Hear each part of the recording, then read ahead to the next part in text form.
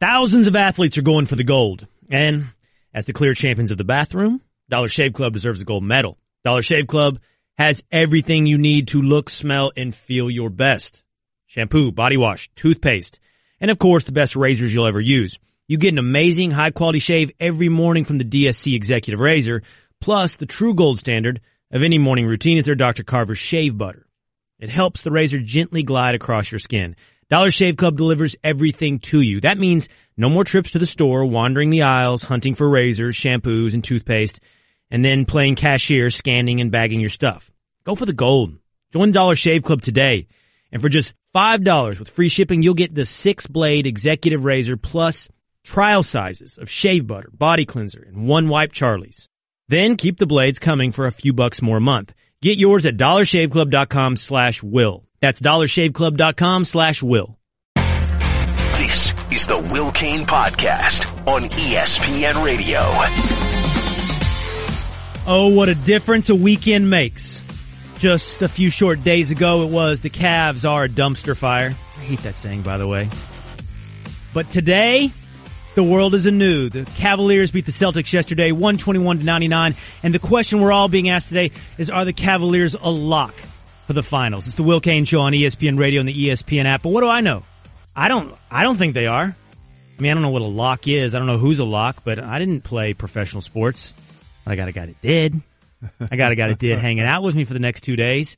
Former MLB star Mark Teixeira is going to hang out with me for the next 2 days. I'm excited about it, man. Yeah, it's good to be here, Will. We're going to have some fun. I was a big fan of you growing up. It's a funny thing to say to someone who's younger than you. Yeah. Because you are in a, you're the Texas Rangers from what year to what year? 03 to 07. Yeah. Drafted in 01. I wasn't a teenager, so I don't know why I get to say Yeah, it's a little up, weird when grown men call you sir, like guys that are older than me that call me sir. So just don't call me sir and we're good. We'll be fine. It's so weird, though, at some point you're like, the guys I'm rooting for are younger than me. Because you never think of it that way. You watch sports, you're like, they're pros. They're older than me. Yep, and it's even worse in college. I'm a huge college sports fan, too. So, like, I feel like the college players are my age, and I realize that they're 18 and 19 years old. So the older you get, the weirder it gets as a fan. Well, we're close enough that we can hang for the next 2 days. We're good. All right, listen, man. I'm not buying it. First of all, I think it's a little bit, let's just acknowledge how I think, humiliating may be a little bit strong, but we should recognize the decline in the question we're asking about the Cleveland Cavaliers.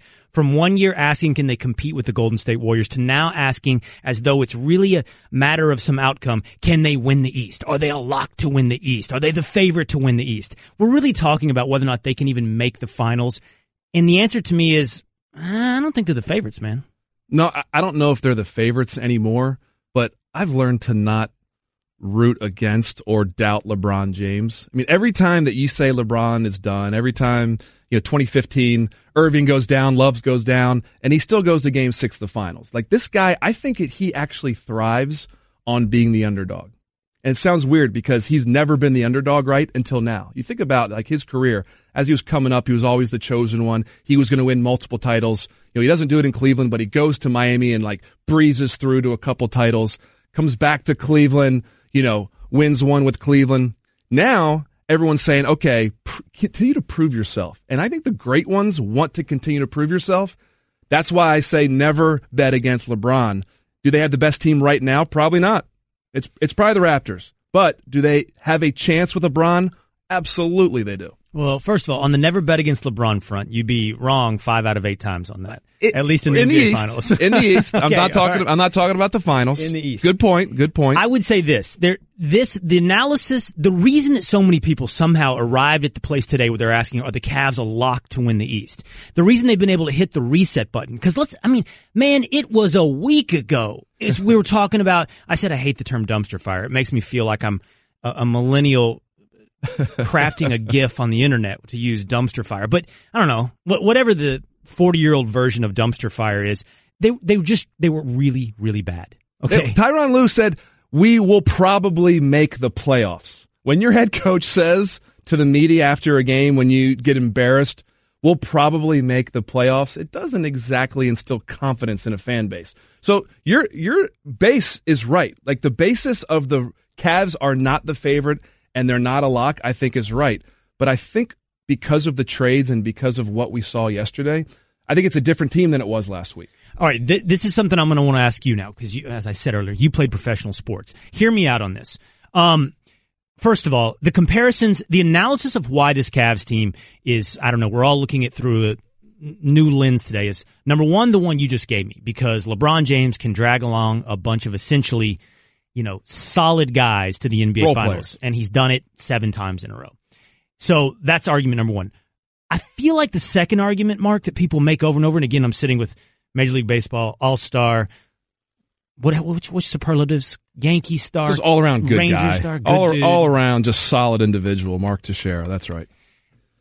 Is that they're better than they were, man. They're just, and that's not a bar. That's not a bar, number one, that's impressive, and it's not a bar that they're competing against. That bad team that's now scattered across the NBA isn't going to play this good team. Yep. So Rodney Hood and George Hill and Jordan Clarkson and Larry Nance may be better than Isaiah Thomas and Jay Crowder were, but that's not who they get to play.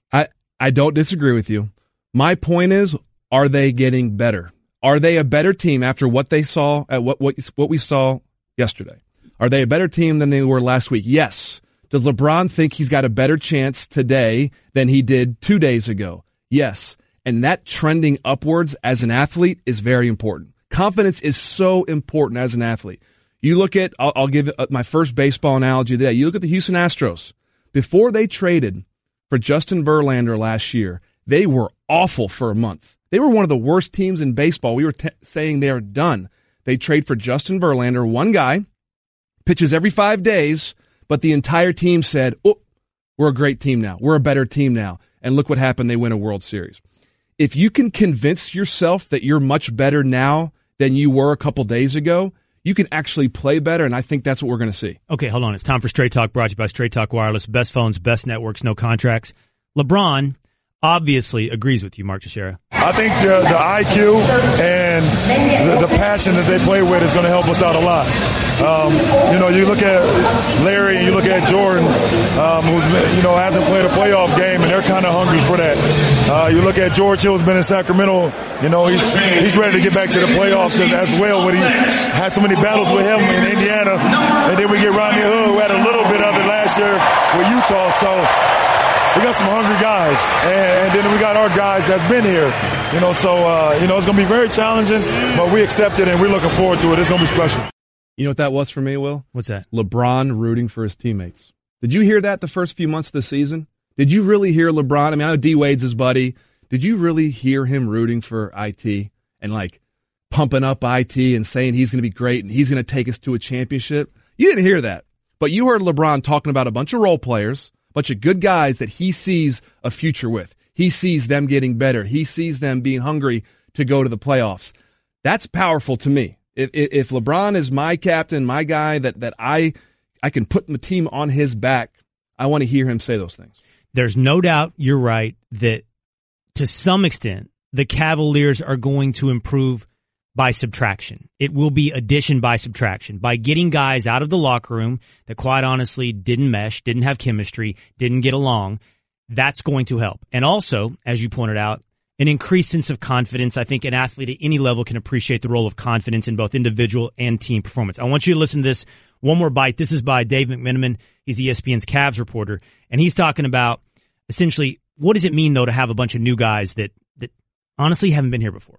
I can share a conversation I had with J.R. Smith tonight, and I was talking to him about, hey, J.R., you realize that just you, Kevin, Tristan, and LeBron are the only remaining members of this team that won the championship in 2016. And he said, yeah, it's funny. We were on the plane flying out here, and I kind of had that same conversation with LeBron. And LeBron said, well, who cares? We got a blank word squad now.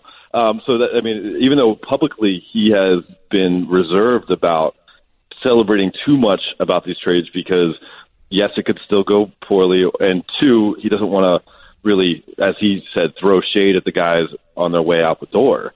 But, there's a little scene behind the scenes where LeBron's legitimately energized and excited about this thing. What do you think the blank word was? I'm not sure if I can say that. I don't know that I can guess it. What is the positive version of a blank word that he uses to compliment his squad.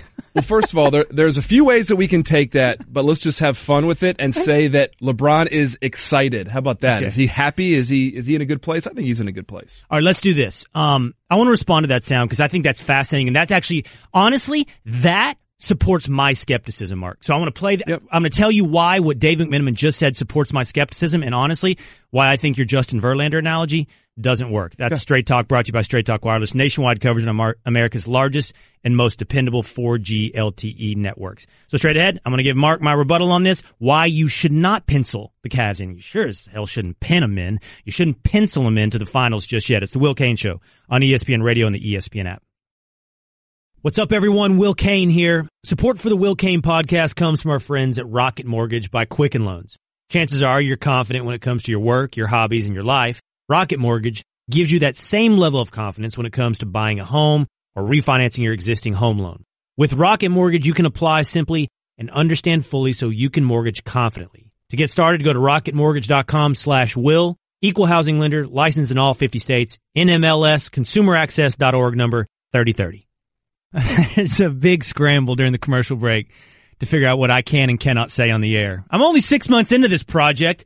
Where's George Carlin when you need him?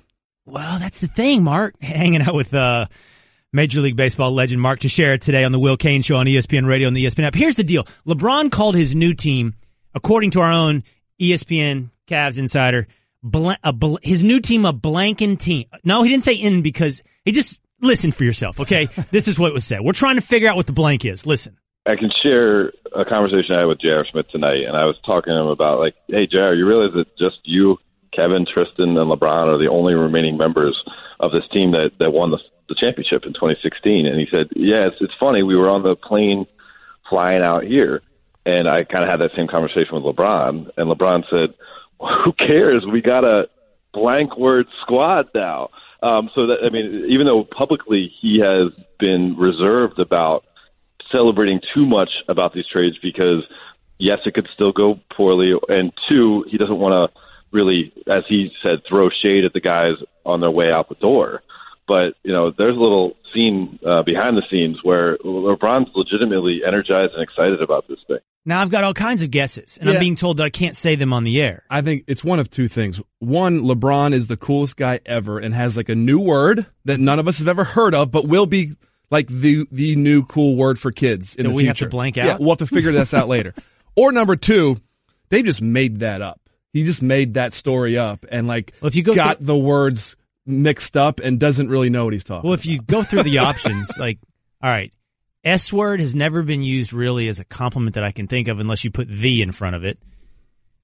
And Mike, you want to tell us the word you thought of?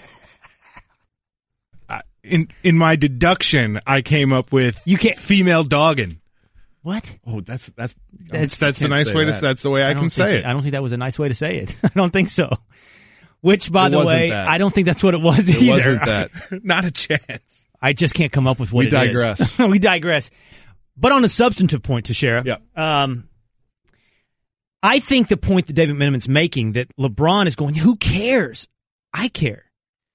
Look, Rodney Hood's a good player.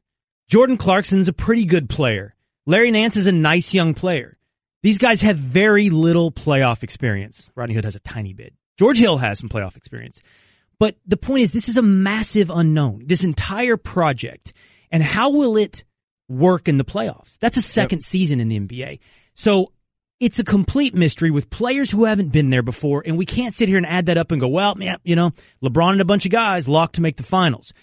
So I think the whole idea that McMenamin's talking about, that LeBron is brushing off, he shouldn't. We don't know what these guys are, and we don't know what they'll do under pressure. True. By the way, we don't know what they'll do under LeBron's pressure. Yeah. Well, we also don't know what Lowry and DeRozan are going to do under pressure. It's not as if we're in the West when there's probably three teams that are really, really good. The three best teams are probably in the NBA in the West, and then it's the Cavs and maybe the Raptors. Why are we even talking about this? I mean, they're not going to win the NBA Finals anyway. So it's almost like, hey, LeBron, you're playing for second place anyway. I know it's not fair because we have to have this debate that who's the best team in the East, but the LeBron is definitely not winning the finals without a couple other stars. I mean, he won his championships with D-Wade and Bosch in Miami, with a healthy Love and a healthy Irving in Cleveland. I don't think he's winning the whole thing with a bunch of role players. No, you're right. And that just reflects what I talked about earlier. We've changed the question when it comes to the Cavs. We've changed it from can they win the NBA Finals to can they compete with the Warriors to now can they win the East. Yep. Now the real debate is between the Cavs and the Celtics, the Cavs and the Raptors. It's not even about the Warriors anymore. And I wanted to push back on one thing you said earlier. You said, look, when Justin Verlander went to Houston, it changed that team, right? That was the analogy you gave. Yes. That team became a believer in itself by the addition of one player who played every 5 days. The reason that analogy doesn't work for me is this is a complete turnover of the roster. One player can energize a team. You know, one player, especially in basketball, by the way, where the ratios are so much different, 1 of 12, you know, it can. But this is 6 guys gone, 4 added. And the last time that any team in the NBA traded away this many players, well, it was the Cleveland Cavaliers, and it was in 2007-2008 season, and they lost in the second round. LeBron was on that team. He's more mature. He's better. But re-identifying yourself with 4 new players, 6 out, and learning how to play defense and pass and play as a team, man, that's just, I can't believe so many people are sitting here today going, clear favorites, lock them in. No, definitely not clear favorites, definitely not lock them in. Your point is well taken. I will just say, as a professional athlete, we are still emotional people. We have highs and lows emotionally based on players on our team, injuries, things that are happening outside of the organization. That's real. So whether you can quantify it, you can't quantify it. But I know that when LeBron James is feeling good about himself and talking the way he talked after that game yesterday, they're in a better position than they were. And again, I'm not going to put anything past LeBron. Right. Except winning a championship this year. You don't want me to get you on that one again. Tweet the show to the 1-800-Flowers.com Twitter feed at Will Cain Show. If you're still looking for the perfect Valentine's Day gift, 1-800-Flowers.com is here with you and for you. 18 enchanted roses for only $29.99. You don't have much time, so you got to hurry up and go to 1-800-Flowers.com/ESPN. Hey, did you see this thing that Lane Johnson said about the Pats? Oh, yeah. He said they are a fear-based organization. Rudy, can you put it up for me? Because here's the deal. He said it on Barstool Sports, Pardon My Take podcast, which we can't play, but I'll read it to you. He said this: I just think that the Patriot way is a fear-based organization. Obviously, do they win? Hell yes, they win. They've won for a long time. Do I think people enjoy and can say, I had a lot of fun playing there? No, I don't. That's just the God's honest truth. And he goes on to talk about how much they've won, but that it's not fun to play there. Well, hold on, Mark. I want you to hold that thought. I can see you ready to go because what are you looking at? Yeah, what does this guy know about the Patriots? Tedy or Bruschi, winning? Tedy Bruschi's here. Or anything. And he's in the control room glaring at me through glass this time as I read Lane Johnson's quote. He can't wait. Let's get Teddy in here, get Mark's take on this. It's the Will Cain Show on ESPN Radio and the ESPN app. Mike Golick here. ADT, the +1 security company, can now help keep you safe at home and when you're on the go. Get started with the ADT Starter Kit professionally installed for only $49. Plus, you'll get ADT Go, the new family mobile safety app and service with 24/7 emergency response for free with any ADT security system. Go to ADT.com/podcast to learn more today. Requires 36-month monitoring contract, QSP and Easy Pay. Activation and early termination fees may apply. Certain markets excluded. Licenses available at ADT.com. Additional charge for ADT Go premium services after March 31st, 2018. Got a bunch of champions in studio right now. I'm hanging out with Mark Teixeira, former Major League Baseball star, all day long. And now Tedy Bruschi's in studio giving us the Straight Talk, brought to you by Straight Talk Wireless. Best phones, best networks, no contracts. We were figuring it out during the commercial break. Between the three of us, Teddy, of course, myself, Mark, we figured out we got 4 world championships. Yeah, that's pretty good. Impressive. Well done. Well done, Will. Well done. Yeah. It's just a bunch of champions hanging out together. Yeah. I got a more important question for you. What? All right, so we're here in the studio, and we're looking at these TVs, and we see they're re-airing NFL Live, what I was just on. And can you ever watch yourself or watch a show and can tell that person needs to use the bathroom? Did you need to go during NFL Oh, man, Live? I had to go so bad for the last 30 minutes of the show. And it's like... Number one or number two, Teddy? I mean, you opened the door here. I walked through. Now we know. I'm not ashamed. You know what it was. All right, yeah, I had to go. Can we call it? Yeah, I had to drop a deuce. Whatever. Whatever. I'll say it. Yeah, I had to go number 2. So The last 20, 30 minutes of the show, it's like, oh man, can I tell? I'm sort of moving around in your seat when I was standing, all of that stuff. So basically, you've seen yourself re-aired. You know when you had to use the bathroom before. Has there ever been an instance like that? Let me tell you something. Will? Last week, I just told Mark this a little bit earlier. I had the stomach flu. I'm talking, look, everything, okay?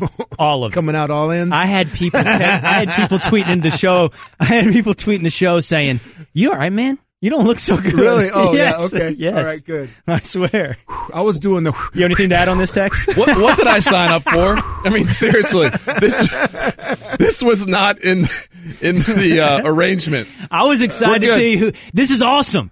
Tedy Bruschi just outflanked Mark Teixeira. Now Mark Teixeira is like in the straight man role. This is great. All right. Let's put it to him here, Mark. Serious. All right. Listen, I want to read something to you about your team, okay? Okay, yeah, I got you. You've done it already, so you're ready for this. Here's what Lane Johnson said on the Pardon My Take podcast. He said, "I just think that the Patriot Way is a fear-based organization. Obviously, do they win? Hell yes, they win. They won for a long time. Do I think people enjoy and can say, I had a lot of fun playing there? No, I don't. That's just the God's honest truth. They're successful, but when they go to interviews, they act like effing robots. Hey, stop being another blank word, as in Dave McMenamin would say, blank word there. We can be cordial for a little bit. You only get to do this one job in one time in your life, so let's have some fun while we're doing it, not to be reckless. But I'd rather have fun and win one Super Bowl than be miserable and win 5 Super Bowls." Whoa.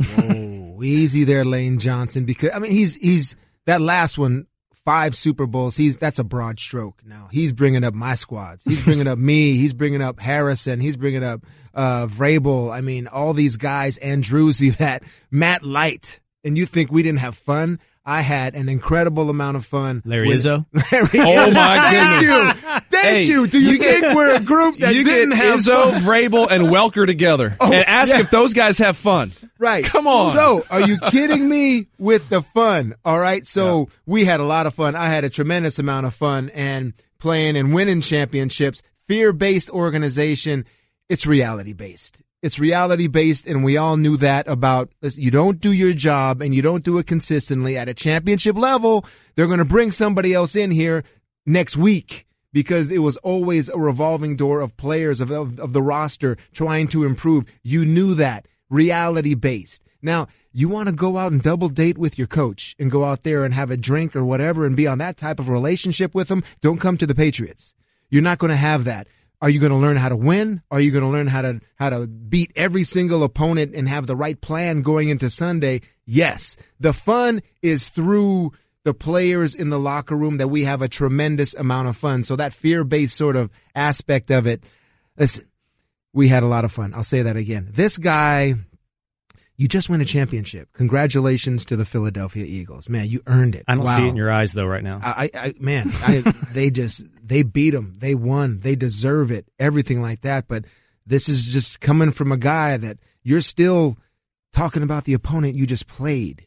When you should be reveling and having a great time and with the parade, with the ring ceremony, talk about your greatness. Right. Because it is what you achieved. You shouldn't be talking about the other team that you just beat. Because I'll tell you what, coming from a guy that's failed going back-to-back once and then succeeded going back-to-back once, it takes a lot more, fellas, than planned end zone celebrations, dog masks, and trick plays to go back-to-back. So if you think it's going to be all fun to win another championship next year, you got it all wrong. It takes serious men. It takes serious conversations. It takes serious practices, goal setting, all of that stuff. So he's going to see how hard it is. Yeah, Lane Johnson needs to grow up. I'm going to give him a pass, though. This was a ridiculous statement. Everyone knows it's a ridiculous statement. He's got his 15 minutes of fame. I think he's going to have some older players and some coaches the next time they see him put their arm around him and say, Lane, you better hope that we win another one, or you will have so much fun winning another one. Trust me. I think we got some youthful exuberance going on right now. A lot. He's feeling really good about himself.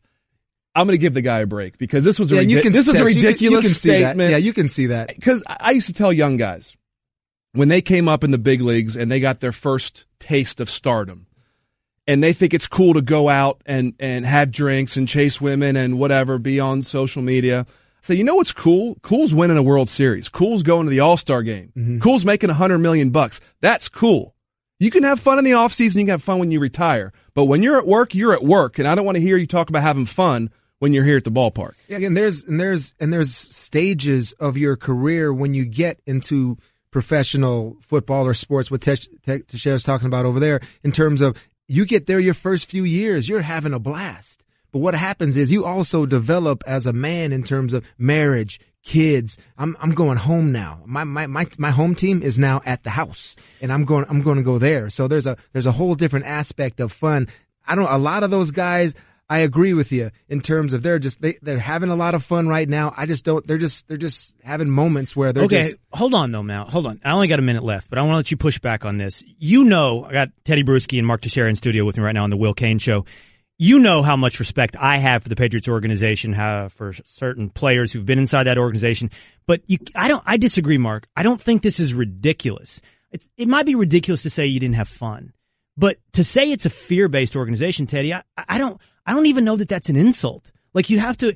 My argument in response to Lane Johnson would be, yeah, but that's also how you get to 5. Like fun might get you 1. I don't think you're disagreeing with me. No, I'm but not. So I don't think it's ridiculous what he's saying. I think he just might be limiting himself to 1 Super Bowl if that's how he wants to play. Yeah, that's true. And I'll tell you how it is a lot of times with the players that have entered into this organization in the last few years. I mean, they're entering into a place where growing up, they had Tom Brady's picture on their wall. You know, they had Bill Belichick on their wall. They used him as their profile pics on social media or something like that. It was their avatar. You're going in there and like these guys are your heroes. So maybe there is a little bit of fear based with some of these newer players. And your job's always on the line and Bill's always ready to replace you. And I've noticed it does take a little bit longer for these players to establish their individuality. Maybe because they just think that's the way it is. But with my generation, that 3 out of 4 championship run, we ran the show, okay? Belichick wanted to be whatever he wanted to be in front of the team meetings. We did whatever we wanted to do in terms of having fun, making the locker room how we wanted to do it. Wait, you think it's changed now? It's different from that now? Maybe more directed from the coach now? I don't think it's changed very much. I think the player in the room has changed. Right. The player in the room is no longer, listen, Bill, I was with you when you were 5-11, man. We went 5-11. Mm-hmm. I know we're listen to me. This is what I think. You know, to be able to have the ability to be able to speak to him eye to eye and feel like you can just blurt out in a team meeting and call BS on him and make the entire place erupt in laughter. But now that's take the microphone on the plane and put it next to your speaker and play something on the plane. You know, that's something we would do, especially in 07. So a lot of those things, we had a lot of fun with my group.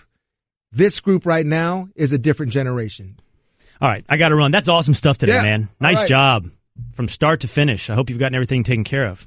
If you need to go. I have. Okay. I'm finished. Good. All right. That's Tedy Bruschi in studio. Mark Teixeira hanging out all day. Mark and I are going to keep talking about this because I want to break down this Lane Johnson quote because, honestly, I think the secret to a dynasty is inside this quote. Lane just might not like it. It's the Will Cain Show on ESPN Radio and the ESPN app. If anyone higher up at ESPN is listening to this right now, all I'm saying is you lost a long-time listener thanks to Will Cain. You got something for Will? Call 888-SAY-ESPN. My new buddy Mark Teixeira didn't like that. You don't like that? Well, I'm gonna stick up for you here. You know what? That guy doesn't deserve to listen to our show. That's right. You hear that? Our show. Thank you. I'm putting it in there. It's not your show. It's our show. At least for the next 2 days. I got Mark Teixeira. Who do you have, caller?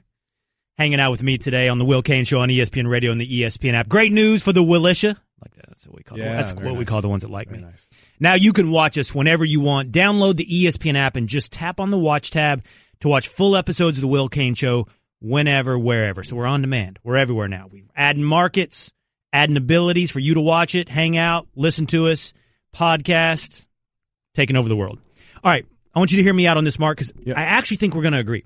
Been talking, and we're just talking with Tedy Bruschi about the Lane Johnson quote on Barstool Sports, Pardon My Take podcast, where he says, the Patriots are a fear-based organization. He says, obviously, do they win? Hell, yes, they win. They won for a long time, but do people enjoy, and can they say, I had a lot of fun playing there? No, I don't. And then I think this is the money line. He says, not to be reckless, but I'd much rather have fun and win a Super Bowl than be miserable and win 5 Super Bowls. Here's my response to that. That's exactly what Lane Johnson will get. They will win a Super Bowl having fun, and they will not win 5 Super Bowls unless they can become a fear-based organization. Most organizations that are successful are run top-heavy, dictatorial, militaristic in style, heavy-handed management, letting everyone know. Everyone gets on the same page, we adhere to the same message, we adhere to the same job rules, and you get on the page or you're out. And that's how you execute a singular mission. Now, I think football is maybe not unique, Mark, but maybe the hyper example of that. It's the most like the military. Yep. Right? The military is a fear-based organization. No doubt. Because it has a singular objective, kill the enemy. Football, do your job, win the play. I've got 90 men, 52 men, 53 men to get on the same page. Fear-based is how you maintain success. There may be other ways to attain success, but maintaining it is going to require that kind of mindset. Look at all the successful ones. Alabama, New England. Honestly, the Dallas Cowboys were that way as well in the 90s. That's how it's done. And you're exactly right, Will. If you look at the best run organizations, and you said 2 of them in football, and Alabama and the Patriots. How many people would love to be Alabama and the Patriots? How many people would love to win multiple national championships in 4 years when you're in college? And I'm sure if you talk to those guys from Alabama, they would leave after their senior year and say, was it tough? Absolutely. Did Nick Saban and my coaches kick my butt for 4 or 5 years? Absolutely. Would I do it again? 100%. How many guys that play and win transfer from Alabama? How many guys that play and win leave the Patriots saying, this was awful. This was the worst experience of my life? You don't hear it. That's why I say this was a ridiculous. Well, hold on. Let me put, you may not know about my illustrious career in athletics, but, I did play water polo at Pepperdine, Division I, so I was around a lot of different athletes of different. You're laughing. You're laughing. What was it? Me in a Speedo? Was it the idea of water polo being high-level athletics? What was it? Actually, water polo is really tough. I can't tread water. I'm way too heavy to tread water, so I give you a lot of credit there. But here's what I know. I had, we had 15 to 20 teammates for 4 years, different guys in and out of that locker room. You played in multiple different organizations at multiple different levels of baseball. Honestly, no, not all guys are in it for that. Some guys do just want to have fun. Some guys don't want to be in an environment where it's like that, where it's fear-based or it's hard or it's discipline-based in order to win. Everybody says they want to win. That's not really the point. It's what are you willing to sacrifice to win? That's what. Yeah, that is the point. And I think we're saying the same thing. But what Lane Johnson does not speak for his teammates. That's why I say this is ridiculous. Lane Johnson is speaking for himself. He wants to have fun, whatever that means for Lane Johnson. But I think if you asked his teammates and his coaching staff and the fans in Philadelphia, they would tell Lane to keep your mouth shut and go do whatever it takes to win another championship next year, because that's your job, Lane. Your job is not to have fun. Now, off the field, you can do whatever the heck you want to do. I don't think anybody keeps Tom Brady from going on a vacation with his supermodel wife after the season, right? He just Instagrammed a picture of him and Giselle in Costa Rica or wherever they were. That looked fun to me.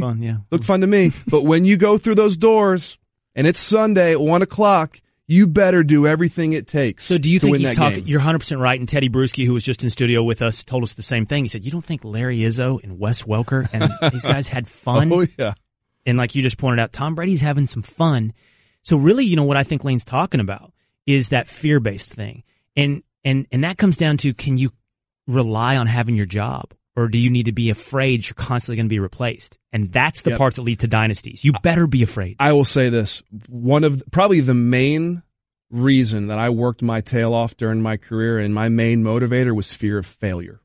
It wasn't to win X amount of games or X amount of championships. I didn't want to look bad in front of millions of people. And that's what drove me. And so it was a fear-based work ethic.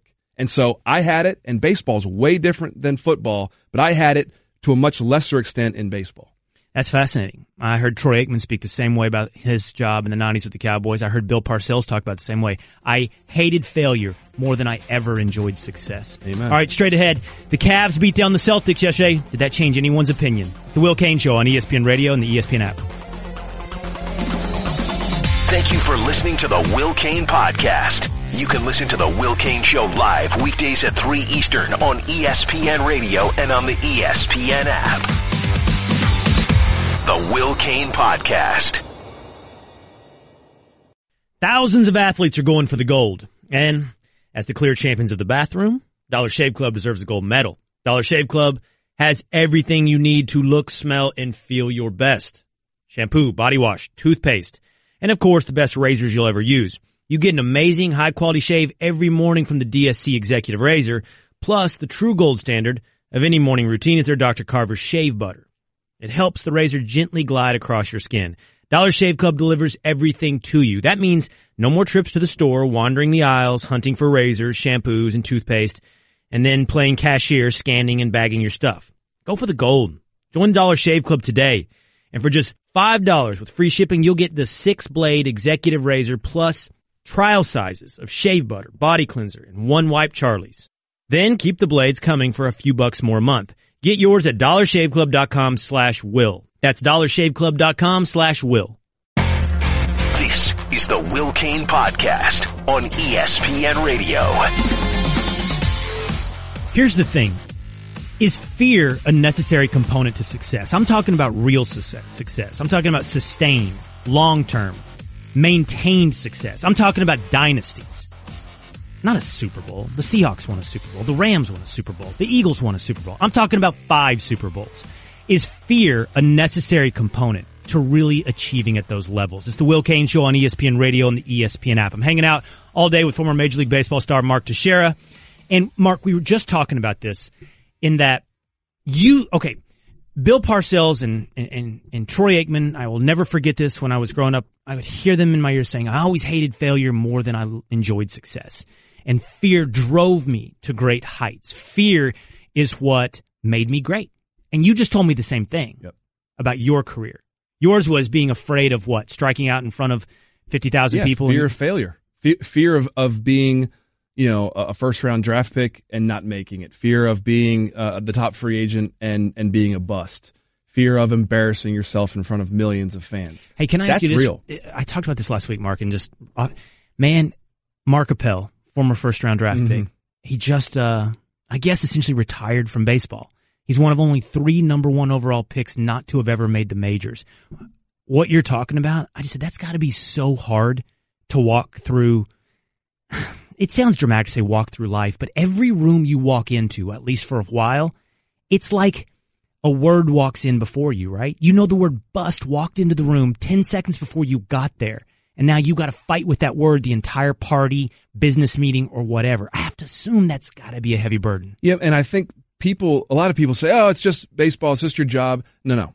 When we sign up that first professional contract, we become professional athletes with a job to do, and that's to succeed. When you fail, it travels with you everywhere you go, because most of us, my entire adult life was as a baseball player until last year, as a Major League Baseball. I didn't know. I never got a 9-to-5 job working on Wall Street or working, for a Fortune 500 company or working at a deli. I never had that job. I don't know what the other side is. Mark Appel doesn't know what the other side is. He's learning now. These guys that are athletes that think that, something like automatically just gets shut off in their body when you fail and like, oh, okay, you know what? I don't play anymore and everyone's going to forget about it. No. People still look at you. Hey, you were that guy from Alabama. You were that guy from Stanford. You didn't make it. You were that guy that the Yankees signed and were a bust. People are going to remember that forever. You still hear Brian Taylor. Remember that name? He's one of the 3 I just mentioned, yeah. If I hear Brian Taylor's name all the time when talking about Yankees prospects. Have you met Brian Taylor? Never met him. But his name comes up all the time. This is, 25 years later? Yep. His name still comes up about being that bust. So when I talk about fear, it's the fear of not succeeding. It's that fear of failure. It's not the fear that my manager is going to hurt me or embarrass me or, So what exactly are we talking about here? Are people afraid of Bill Belichick, or are people afraid of failing in a Patriots uniform? I think that's the question. Okay, hanging out with Mark Teixeira in studio on The Will Cain Show. Mark's hanging out with us all day today and all day tomorrow. The Will Cain Show on ESPN Radio is presented by Progressive Insurance. Drivers who switch to Progressive can save an average of $620. We're talking about this today because Lane Johnson on the Pardon My Take podcast on Barstool Sports said that the Patriots are a fear-based organization, that those players might win a lot, but they don't have a lot of fun doing it. Okay, we've had Tedy Bruschi in studio. We've talked about, look, man, what's fun? Is hanging out with Giselle and Bora Bora fun? Yeah, that's pretty fun. Did Larry Izzo know how to have fun? I can attest firsthand that Larry Izzo knows how to have fun. So the question is, as you just put it, what is the fear? And what Lane's alluding to clearly is the fear of Bill Belichick. Mm-hmm. It's not the fear of failure that you're talking about. It's not striking out in front of 50, 60,000 in Yankee Stadium. It's not the millions watching. It's not being the bust that we talked about. That's not the fear he's talking about. Every athlete has that. Honestly, every person has some version of that. Most people walking around, I firmly believe this, and I've said it on the air, are more afraid of failure than they are hungry to succeed. They walk through every job, from be it mid-level management to big-time executive, going, how can I avoid taking blame today? Hopefully there'll be no blame to take, but if there is, I want it not on me. So I don't think that's unique to athletes. The stage may be bigger, the lights might be brighter, but everyone knows that. The fear that Lane Johnson's talking about is of Belichick. And you and I agree, that's the key to dynasties in football. But baseball, that's something different. Yeah, baseball is way different. And listen, I think a lot of this is Bill Belichick. I think a lot of people just don't like Bill Belichick. Let's be honest. Lane Johnson wasn't around in 01 and 03 and 04 when they won. He was 11 years old when they won the Patriots won their first title. So it's not like he was talking to the players then. But I think what he's alluding to is the fact that Bill Belichick is a rough guy. He won't answer questions. A little shady with the rules, bends the rules a little bit here and there. And there's probably an air about him that is intimidating to players. In baseball, that doesn't work. And the reason that doesn't work is because when you tighten up, when you say, I hope I don't mess up because my coach is going to get on me, you actually play worse. I mean, you look at all of the pitchers that, can't succeed in a big moment and start throwing the ball over. They can't throw a strike. Just throw the ball down the middle. They can't do it because they tense up. Hitters that swing at pitches that are over their heads or in the dirt. It's not because they're too loose. It's because they're too tight. So I think we're talking about different things. And in football, I think you can play tight. Now, someone, please tell me that I'm wrong. But 888-729-3776. There you go. Please tell me I'm wrong. But in football, if you concentrate and you focus and you really say, I'm going to block this guy into tomorrow, because that's what Lane Johnson's probably told. Hey, block this guy into tomorrow or pass protect, whatever that play is. You can actually perform. You can actually do that based on, hard-nosed coaching and getting in your face. What do you think's the most perfect analogy to baseball then? The perfect corollary? Is it honestly closer to something like golf then? Yeah, I think baseball and golf are way closer. So I love golf. I love playing golf. And when I relax and I have very clear thoughts and very slow breathing, I take my normal swing and I hit it. When I tense up and say, I got to hit the fairway here because I'm a stroke down going into 18 and I don't finish my backswing or I'm too quick, I snap hook it left. Yeah, but it'd be pretty awesome to watch a caddy yell at a golfer the way a football coach does. Exactly. What the hell are you doing? Exactly. You didn't finish your backswing. And I think basketball... Get somebody else in here to replace you. Well, I think basketball and football are probably a little more... Unless you're LeBron, again, he can kind of do whatever he wants. But basketball, listen, take care of the ball. Make sure you're running the play. Play defense. Call out the screens. Those are things that you need to focus on, and your coach can just jump your tail if you don't get it right. And if I'm playing on the Patriots, my guess is you don't get it right in practice, Belichick and the coaches are going to jump your tail. If that's not having fun, if that's fear-based, you know what, it works. Well, let me give you three things in addition to your tensing up. Are you making somebody tight or loose before they give their action? Number one, that makes football different and why fear works in football. Number one, the length of the season. Baseball and basketball, 82 and 162, you cannot be afraid every single day. Every game and every moment, no matter how much we talk about it, they matter. You can tell me if I'm wrong. It can't matter all the same. They can't all matter the same. Otherwise, there's no such thing as big moments. Can't do it. No such thing. So length of the season is number one. Size of the roster, I think, is also number two. You got to get in football 53 men, and then you have your expanded rosters with practice squad on the same page. That's only done dictatorially. Try being a love-based dictator. Show me that one. Yep. It's fear-based dictators. And the third, and maybe the most unique part of football, I'm going to give you right after this break why fear works in football, but not in baseball and basketball. That and a player who might be living or was living his football existence to the fullest, the most fun. Did it work out for him? That's straight ahead on the Will Cain Show on ESPN Radio and the ESPN app. Hi, everyone. Will Cain here. Support for the Will Cain podcast comes from our friends at Rocket Mortgage by Quicken Loans. Chances are you're confident when it comes to your work, your hobbies, and your life. Rocket Mortgage gives you that same level of confidence when it comes to buying a home or refinancing your existing home loan. Rocket Mortgage is simple, allowing you to fully understand all the details and be confident you're getting the right mortgage for you. To get started, go to rocketmortgage.com/will. Equal housing lender, licensed in all 50 states, NMLS consumeraccess.org number 3030. All right, 3 reasons why fear works in football while it might not in basketball and baseball. Hanging out with Mark Teixeira all day today and tomorrow on the Will Cain Show on ESPN Radio. All right, Tex, I told you, first of all, length of season, and I think you agreed with me. Look, you can't be afraid of 162 games a year. You can't do that day in and day out. So that makes football different where there's only 16 games a year. Number 2, the size of the roster. The rosters in baseball and definitely in basketball are much smaller. To get 53 men on the same page, you're going to have to be dictatorial. You're going to have to be somewhat fear-based. We can all talk about the benevolent dictator, the dictator who rules by love. I'd like the great example of that, if anybody has one. 888-729-3776. But my third reason is this, and it's honestly media attention. It's not necessarily football gets more attention, although it does, than baseball and basketball, but it's the way the schedule lines out, right? You in baseball always had the next day. You had the last mistake either on or off the field to put behind you with the next game. Basketball has 2 or 3 games a week.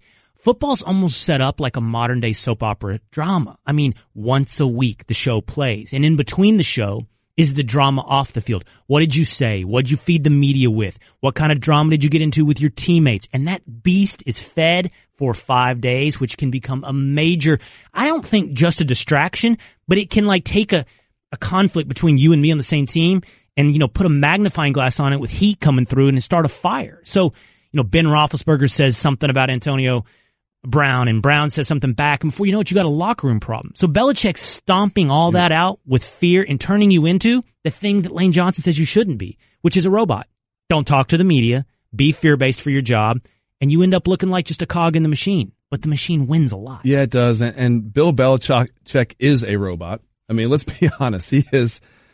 He has figured out that if I give the media an inch, they'll take a mile. So he doesn't even give them an inch. And you know what? Deal with it. Deal with it because I win and my guys kind of do what I say.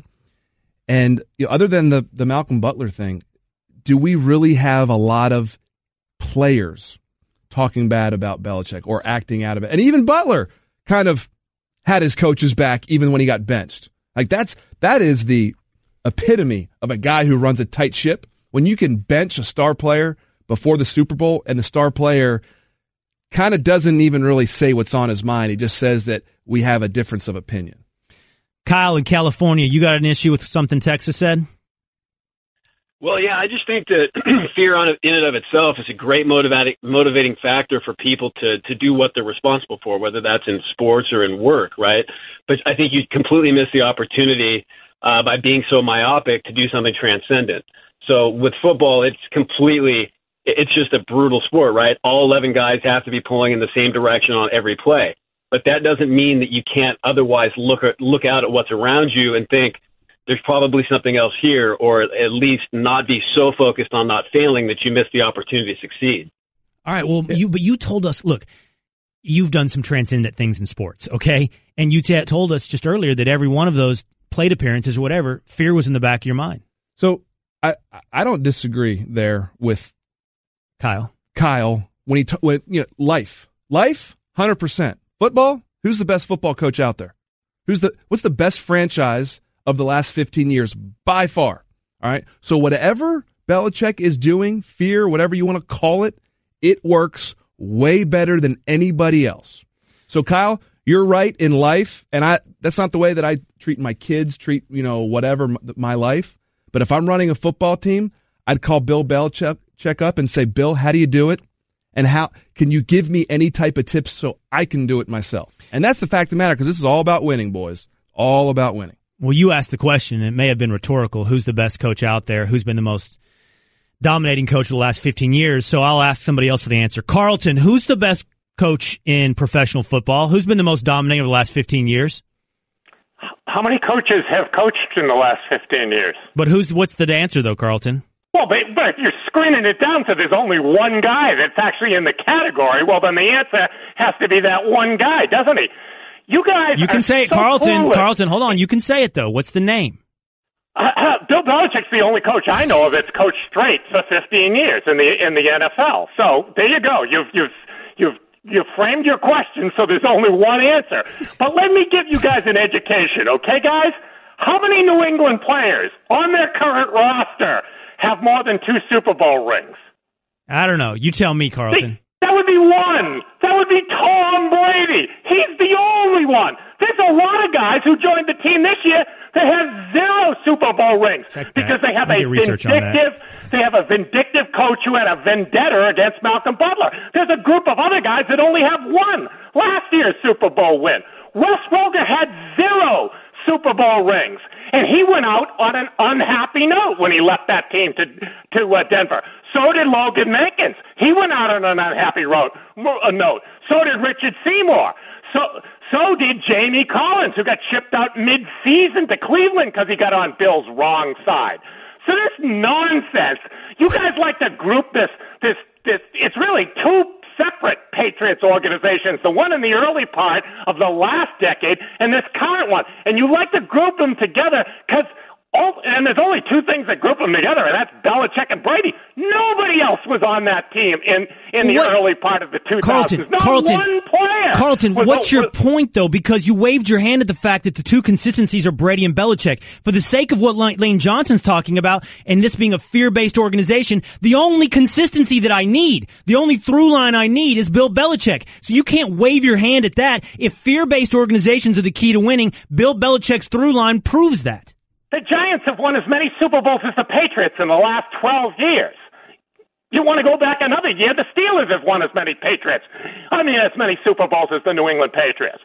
You like to take it to 18 years. And again, there's no other coaches that have coached that long, no other players that have played that long. So they couldn't have had as great an experience as Brady and Belichick. But I'll give you Brady and Belichick, but it hasn't worked for anybody else to the extent that it's worked for those 2 guys. Because even the Gronks and Edelmans and Amendolas of the world, they only got 2 titles, my friend. What is your point, though, in the end, Carlton? That fear-based, you acknowledge, by the way, Belichick's greatness to some extent. I don't know if you do. You only greatness at cheating? That's what I thought. You only acknowledged his timeline. Right, yeah. You only acknowledged his longevity. By the way, LeGarrette Blount has 3 Super Bowl titles, so he actually exceeds every single player on the Patriots except for Tom Brady. Well, what does that have to do with whether or not a fear-based organization is the key to creating dynasties? All you're doing, what are we doing? Are we just counting rings? You guys pretend that they don't. You guys pretend Bill has won every title in the last 12 years. He's won 2 in the last 12 years. He's won. Carlton, let me ask you something. How many Super Bowl championships do you have? Oh, Mark. Who is you? The question is, it is so hard to win a Super Bowl.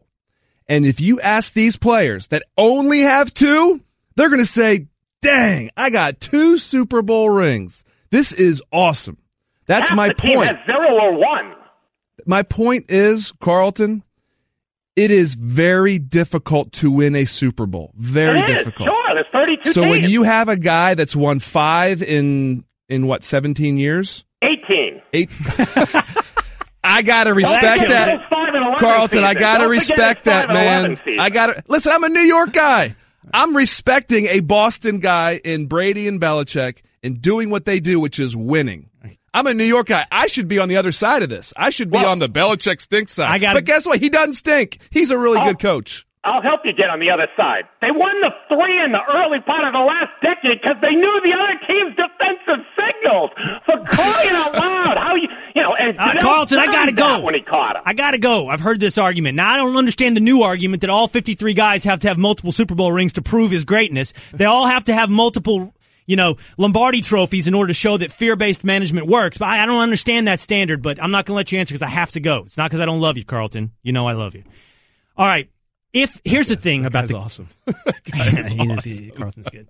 Here's the thing about the Cavaliers, right? The standard can't be, are the Cavs better than they were? They are. And the standard, that therefore doesn't make them a lock to win the East. The only debate is, are they better than the Celtics and the Raptors? Which puts us in the position of sooner or later, we have to defend, the Celtics and the Raptors. So let's go get a Canadian. It's the Will Cain Show on ESPN Radio and the ESPN app. Mike Golick here. ADT, the #1 security company, can now help keep you safe at home and when you're on the go. Get started with the ADT Starter Kit professionally installed for only $49. Plus, you'll get ADT Go, the new family mobile safety app and service with 24/7 emergency response for free with any ADT security system. Go to ADT.com/podcast to learn more today. Requires 36-month monitoring contract, QSP and Easy Pay. Activation and early termination fees may apply. Certain markets excluded. Licenses available at ADT.com. Additional charge for ADT Go premium services after March 31st, 2018. All right, so this is the argument I keep pushing back on people. The Cleveland Cavaliers are better. They're better. Hanging out with Mark Teixeira in studio on the Will Cain Show on ESPN Radio and the ESPN app. Mark, we know it. But number one, you don't win a title by being better than the Cavs team that was just a trash team a week ago. That's not going to get you there. The real question is, are you good enough? And we've changed the question. We've acknowledged this, and it should be somewhat embarrassing for Cavs fans. We've changed the question. Can you win the East? And I think the best argument that I've confronted for why the Cavs can win the East is, well, explain to me how Toronto or Boston are going to beat LeBron James in four games in a 7-game series. Who's going to get to 4 first? Show me how one of these other two teams can do it. That's the best thing. That's the hardest thing I have to answer. Yep, and that is the argument, because the argument is, if you look at the rosters of the Raptors and the Celtics, they don't have LeBron. They got some good players. I like the Raptors. I think DeRozan and Lowry are really good front court or back court. I think LeBron, when he wants to win, wins until he gets to the finals. And in the final, he's not going to win in the finals. But again, we need to see a little bit more of this team together. We need to see a little bit more of this Cavs team together. And let's play. They play the Raptors. They play the Celtics a few more times. We saw what they did to the Celtics yesterday. They play the Raptors in March and April. Let's see how they play on the court and have some more conversations about where these teams match up in the East. All right, let's do that. Let's argue not against the Cavaliers, but for one of these teams. In order to do that, we need to bring in a fan of one of these teams. Host of the Cinephile podcast, our resident Canadian, Adnan Virk on the Shell Pennzoil Performance Line. Get the feeling of being rewarded with gold status at Shell with the Fuel Rewards program. Download the Fuel Rewards app, join, and start saving 5 cents a gallon today. All right, Mr. Virk, it's your maiden voyage on the Will Cain Show, and it won't be your last. Will, great to be with you for the first time. By the way, I want Shell live reads every time I'm on now. I feel like I'm a Shell guy, so I appreciate that. And we got to save some time, by the way, for Texas Yellow Jackets. Just a devastatingly text. I had to sit through Duke Georgia Tech yesterday. So, Will, I actually text Adnan and tell him sorry that you have to watch this Georgia Tech basketball team play during Raps. It's rough. I love Georgia Tech, man, but it is rough. Hopefully that was the end of the Georgia Tech segment. Was that enough time for you on that one, we have Adnan? 3 or 4 more Georgia Tech segments. All right, Adnan, we brought you in here because you are a force in Toronto sports. Tell us about your Raptors, man. So here it is, fellas. Exactly what you just said, Tex. DeRozan and Lowry are obviously studs. We know how good the backcourt is. Now, we know in the past, come playoff time, those guys disappear, right? What happens? The offense becomes stagnant. It's ISO heavy. If they can't make shots, it's a disaster. So this past offseason, Dwayne Casey takes DeRozan, takes Lowry. They go to an NBA Finals game in Oakland, and they watch the Warriors. And he tells his 2 stars, this is what we need. We need to have a transition offense. We need to keep the ball moving. They're a better passing team now. Those guys took it to heart, and they have been improved this season. DeRozan's now hitting 3-pointers, boys. He's had a 3 in 20 straight games. That's a rarity for him. Before, he was just a mid-range guy, driving, etc. And OG Anunoby's been a stud. Tom Crean tells us all about him, former Hoosier. He's been great for them. And also, here's the big key. The bench is much better, guys. Here's the stat. In the past, the Raptors would wear down come playoff time, right? Lowry, DeRozan, those guys get tired. As my friend John Chick told me on thescore.com, he covers the Raptors, the bench has played the entire fourth quarter of the last 5 games. They've been blowouts. They're blowing out teams. and then the starters get rested and they can just chill. And how good has this bench been? Arguably one of the best benches in the NBA. Fred VanVleet, DeLon Wright, Jakob Poeltl. That's a second unit that nobody talks about, but they've been absolutely energetic. And it was a risk by Casey to use his young guys off the bench and to trust them. But so far, they have answered the call, and that's why they're a legit force this time in the East. I actually believe you, Adnan. Like, if I'm forced to pick... boy, Will. No, I do, man. If I have to pick between Boston and Toronto, who is the most likely to win the East? And I'm going to throw Cleveland in there. It's tight. It's like almost an even money bet. But I would probably go Toronto for that awesome story you just told us about when he took them to watch Golden State, because it shows up, and they're playing this. Cerruti likes to blow off Toronto. He says every year, swept by the Cavs, that stuff, right? Listen, Cerruti is a sad sack Orlando Magic fan. We love him. This is his bitterness coming through. Go ahead. This team plays different. They're moving the ball more. They pass the ball more. The number of times the ball moves every possession, the number of assists for DeRozan, and as you said, the three-point shooting is up. They're playing different kinds of basketball now.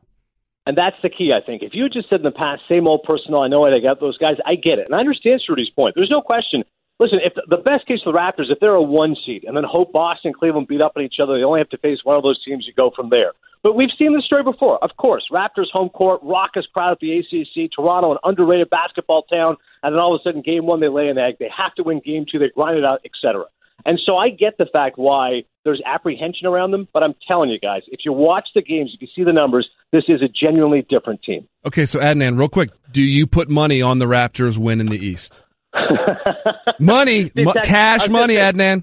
Tex, you took all my bravado and bluster and said, okay, let's really count. Yes. Were you actually to put some cash on this thing? Yes. Honestly, yes, I would, because, and listen, I understand everyone now is just hopping on that Cleveland wagon just because of one game. One game. I like it. One game. Right? Oh, Hood and Nance, and oh my God, these guys are, Jordan Clarkson's a stud. Okay, great. Nice one game performance to all hop on again. I still don't see them having that consistency. And Boston, as you saw yesterday, was exposed. And listen, they're a great team. I'm not going to trip about Boston necessarily, but I honestly think Toronto's the best of 3. Yes, I would put a little Canadian money. I'd put Canadian dollars, not American dollars on it. Awesome. Beautiful. Awesome stuff, Adnan. All right, let's get the Canadian perspective a little more in here. It's too much Texas, okay? Fair enough. There's been a lot of requests, as I know you've seen, because you like every one of them on Twitter. To get Adnan Virk. More Adnan Thursdays. Every time I see it liked, I'm like, oh, Adnan's liking the Thursdays. Adnan Thursday. I was going to say, and this is the right way to do it, Will. It's just a comment, right? We come on for 5 minutes, just a little pick and pop. It's like a little spice on a nice dish, right? You don't want to give people too much. No. We're going to get a lot of Adnan in here pretty soon. All right, man. Thanks for the time today. Thanks, Adnan. Will, thanks so much for the Maiden Voice text. I'll see you soon. Yep. The Will Cain Show is reminding that you can listen to all 3 hours of the show on your phone on the ESPN app. That's good. Let's get somebody from Boston, too. Let's see them sell us on the Celtics. Who are we going to get? See if you can get Larry Bird. Cerruti. Larry, Colin. Get Larry Bird or Bob Ryan. One or the other. All right, straight ahead. Johnny Manziel, dealing with his demons, coming back and playing football. We'll see about that. It's the Will Cain Show on ESPN Radio and the ESPN app. Hanging out with former Major League Baseball star Mark Teixeira all day today, all day tomorrow. Been having fun. Good conversations. This is a good one for you as well, You Tex. said that like you had to force it. Been having fun? Good conversation. I mean, I definitely didn't feel it. I looked at you and I didn't feel it. We're having a blast today. Honestly, I was feeling it. I looked at you and I was like, I don't think he's feeling it at this moment. So then I wanted to rein it in. Like, are we friends? I don't know if we're friends. Like, no, look, man. 2012, Johnny Football explodes onto the scene. We were talking. I'm from Texas. I'm a Longhorn fan, not an Aggie fan, and everyone had to begrudgingly admit this is an awesome thing that's happening at Texas A&M. He just kind of honestly encapsulated all of the small town Texas, quarterback of the football team, gunslinging, living the life hero. Every time a guy does that, comes from nowhere and becomes the top. When Tony Romo did it, when Johnny Manziel did it, I never begrudge him in the end zone doing money signs with his hands. When Tony Romo dated Jessica Simpson, I didn't begrudge it. I'm like, my God, man, you just became a star overnight. Yeah. And you think you'd just be buttoned down and saying all the right things right away? Just be living it up. But Johnny lived it up too much.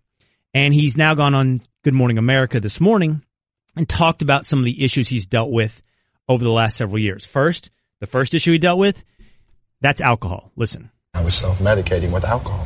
Like, it's what I thought was making me happy and helped me get out of that depression to a point of where I felt like I had some sense of happiness. But at the end of the day, when you wake up the next day after a night like that, or after going on a trip like that, and you wake up the next day and that's all gone, and that liquid courage or that liquid like sense of euphoria that's over you is all gone, and you're left staring at the ceiling by yourself, and you're back in that depression and back in that hole, that dark hole of sitting in a room by yourself, being super depressed, thinking about all the mistakes you've made in your life. What did that get me? Where did that get me except out of the NFL? Where did that get me? Disgrace? This is sad, because I'm an A&M fan myself. I actually lived 3 years in College Station when I was a kid. I loved watching this guy play football. And as fans, I think that's what we want. We just want to see our guys play. And we don't necessarily care what they do off the field as long as they show up and perform. When Johnny Manziel stopped performing, the issues that he was having, these serious issues, because these are mental health and alcoholism, these are serious issues, they weren't dealt with right away. And that's the tough thing for me, is where were his parents? Where was his agent? Where was his college coach? Where were the people around him that saw these things happening? Because we all saw it. I mean, he was on ESPN every day doing something negative for a long time there, and it was sad to watch. Why has it taken this long? And I think that's what makes me sad and makes me disappointed in this entire situation, is that, Johnny, back 3-4 years ago, people were trying to tell you, get help. Did he not listen? Did the people not tell him the right way? What's the story of how this progressed to get to the point where he had to hit rock bottom to want to get back? I think I might have at least a partial answer for you on that. But first, you mentioned mental health. On Good Morning America, he talked about, alcohol was one of his problems, but also that he's bipolar. About a year ago, sometime around like June or July, I went to a facility in California. At the end of the day, I can't help that my wires are a little bit differently crossed than yours. I can't help my mental makeup of the way that I was created. But I know that if I stay on these meds and I continue to do what I'm doing right now, the question that you asked was, is that sustainable, and will that be the case moving forward? I would like to sit here and say yes, and I have a lot of confidence that would be the case. But at the end of the day, it's to be seen. The main thing to me is not physical health, it's mental. So here's the thing. Why not sooner? Whether or not it be for himself or somebody else in his life, getting him there, helping him understand. Why not sooner? Almost everybody walking around these buildings, almost everybody listening to you and me right now on the radio has some experience with this, be it mental health or be it substance abuse, right? I'm sure you have it. I'm somebody who has not personally dealt with it, but dealt with it in my family. And the one thing as somebody, at least on the outskirts of that situation, somebody who's, might be in a position to want to help somebody else, that you learn very quickly, is you can't. You can't. You can want it for them. You can push them.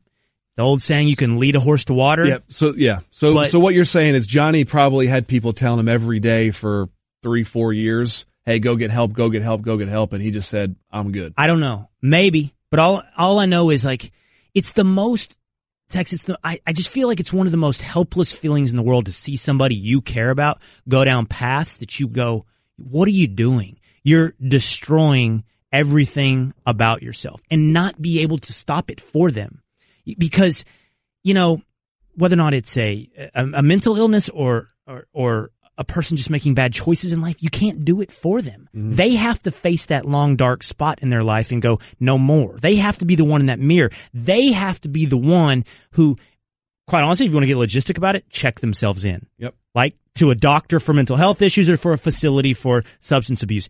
You can't make somebody, unless you can legally declare them a threat to themselves or somebody else, you can't take them and go, fix this person. Yeah, and I think that's the big thing this time around, is that he already has been to a facility for substance abuse, but this time he's addressing mental health issues. And that's what gives me hope and gives me excitement for Johnny Manziel's future, is now that he's admitted that he has a problem with substance abuse. He's also realized that he has a problem with bipolar disorder. Now he can actually get on some medications and get himself better. And I think as a fan and as a human being, I'm rooting for Johnny Manziel. I want to see this guy turning around and get back.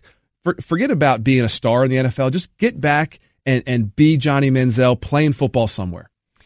Yeah, first be a healthy person. Yep. And then this football part of that, you know what's almost hard to remember? How great a football player he was. He was so good. Because, Tex, it wasn't about his size. It wasn't about his speed. It wasn't about anything at a combine. It was about the intangibles that he had, and those you can't see anymore. So will he be a great football player again? I don't know. I hope he can be a good person. I hope he can get his own life together for himself. Thousands of athletes are going for the gold. And as the clear champions of the bathroom, Dollar Shave Club deserves a gold medal. Dollar Shave Club has everything you need to look, smell, and feel your best. Shampoo, body wash, toothpaste, and of course the best razors you'll ever use. You get an amazing high-quality shave every morning from the DSC Executive Razor, plus the true gold standard of any morning routine is their Dr. Carver's Shave Butter. It helps the razor gently glide across your skin. Dollar Shave Club delivers everything to you. That means no more trips to the store, wandering the aisles, hunting for razors, shampoos, and toothpaste, and then playing cashier, scanning and bagging your stuff. Go for the gold. Join the Dollar Shave Club today. And for just $5 with free shipping, you'll get the 6-blade Executive Razor plus trial sizes of shave butter, body cleanser, and one wipe Charlie's. Then keep the blades coming for a few bucks more a month. Get yours at dollarshaveclub.com/will. That's dollarshaveclub.com/will. This is the Will Cain Podcast on ESPN Radio. I wake up today, and everybody's talking about the Cavaliers and asking, are they a lock to make the NBA Finals? You know, now that they've traded and turned over half their roster, now that they beat the Celtics 121-99, are the Cavaliers suddenly a lock to make the NBA Finals? And I think, my God, what a difference a weekend makes. It's the Will Cain Show on ESPN Radio and the ESPN app. Hanging out with Major League Baseball star, former Major League Baseball star Mark Teixeira all day today, all day tomorrow.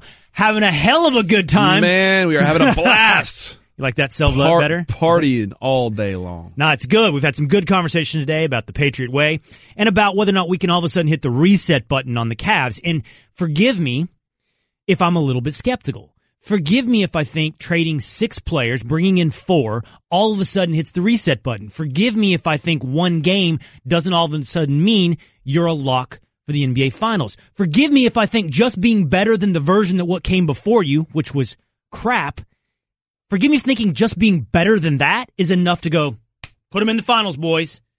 Now, I understand LeBron, Tex. I understand he's made it 7 straight years. I understand that LeBron is the biggest asset anybody can put on the court to say, that team's got a good chance of making the finals. I understand all that. But I just think the bar's been raised or lowered pretty far for the Cavs at this point. Whether or not we can argue for them. Yeah.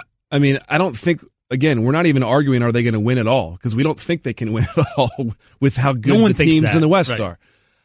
I think the question is, and I do forgive you, Will. I forgive you. The question is a happy LeBron James, a rejuvenated LeBron James, and a bunch of pretty fun role players that he's enjoyed yesterday's game with, are they good enough to beat the Raptors and the Celtics? They don't have to be better than anybody else other than the Raptors and the Celtics. And that's my point, because today the only thing anybody's comparing them to is the version of themselves that existed a week ago, which nobody thought was good enough, perhaps even to be, I don't know, a second-round, third-round favorite, much less an Eastern Conference favorite. But so here's the best response anybody's given me today. Oh, yeah? Well, argue for who's going to beat them. So we had Adnan Virk, our resident Canadian at ESPN, come in a little bit earlier and make what I think is a very compelling argument. It was good. He nailed it. Adnan nailed it. I'll give him that. For the Toronto Raptors. So we said, now we need somebody to kind of help us make the case for the Boston Celtics. And to do that, we have Boston Globe columnist Bob Ryan on the Shell Pennzoil Performance Line. Bob, welcome to the Will Cain Show. You're welcome. You're entirely welcome. How are you doing? Good. So listen, I like the Celtics. They didn't look good yesterday.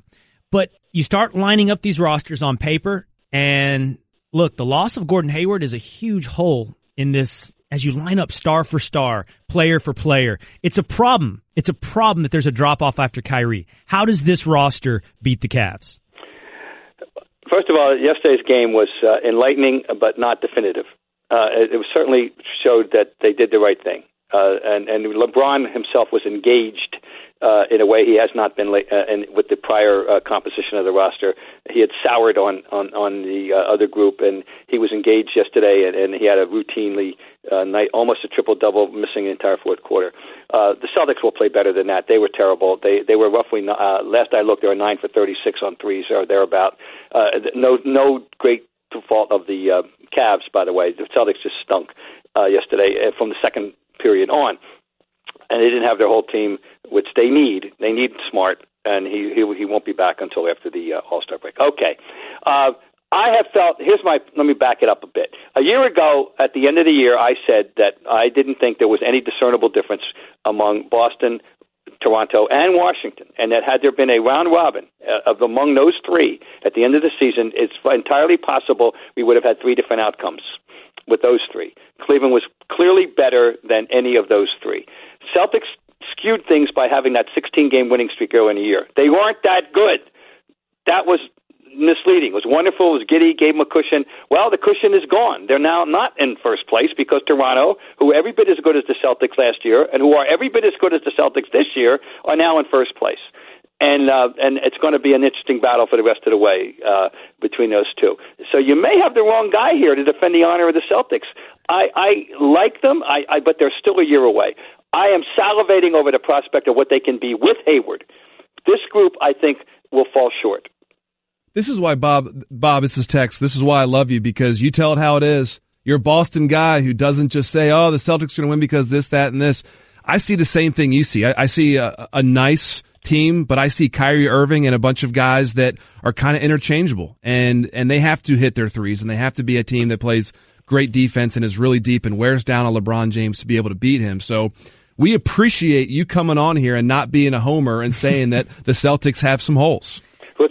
Now, the one other thing in their favor, as we look down the road, they just added Greg Monroe. He's played 2 games. He has not a chance to make an impact. He ought to give them something they have lacked, a low post presence at times. I know it's not a low post league anymore, but you do need to do things down there at times, and he will give them an opportunity to do that, and I think he will improve that team. Plus, he can pass the ball. And they have essentially an unselfish team. He'll fit into that very nicely. So I don't know, frankly, what the extent of his impact will be, but it's conceivable he'll have a positive impact, and you'll see them benefit from him. Well, hold on, Bob. I'll make the argument for the Celtics. You tell me why it fails.